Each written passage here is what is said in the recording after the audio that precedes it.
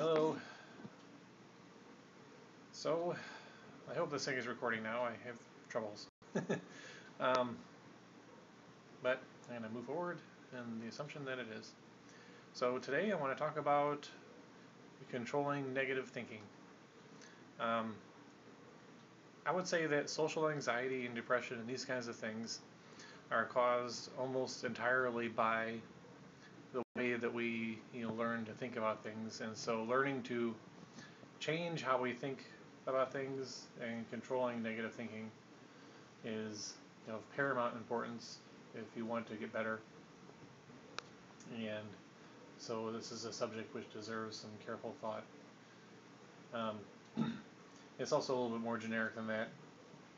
It would be useful for any kind of thing, like even if you wanted to say quit smoking or something like that. This stuff would be helpful as well. Now, there are two fundamental parts, I would say, to controlling negative thinking. One is a precondition that you can develop, or that you need to develop, and the other is what you can do, in the here and now when you have to deal with, negative, or self-destructive, thoughts. So, the first part, the precondition that I referred to, is having a goal.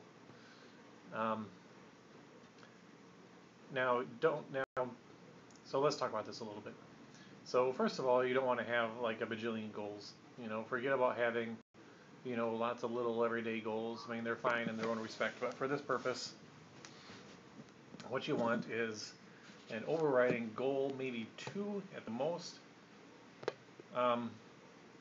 That is something that you really want to strive for. Now, I would recommend the goal of being happy. Now, you can qualify this a little bit or make this a little slightly more specific if it helps you. That's okay as well. Happiness, I think, is what, anything that we really want, I think, really boils down to the desire to be happy.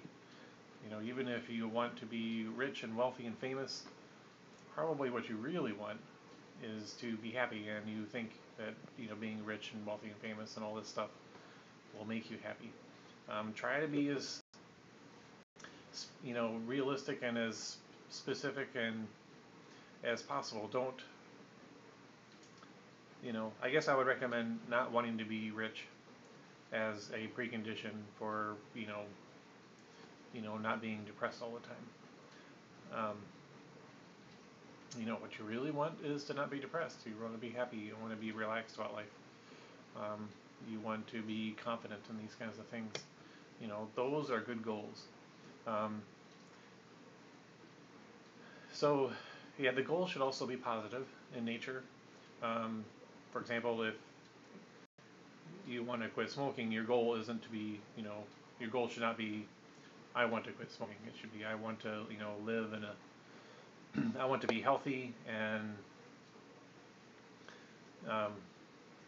all this kind of stuff, and with anxiety, your goal isn't, to be free of anxiety. It's to be confident and relaxed in social situations, this kind of thing.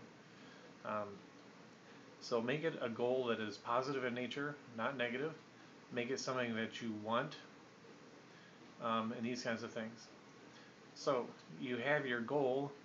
Now, the important thing about the goal is that it's a desire, and it should be a strong desire. The stronger, the clearer it is in your mind, the more that you want it, the better.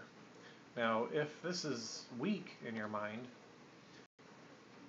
there's ways to deal with this. Basically, you can make it stronger by feeding it.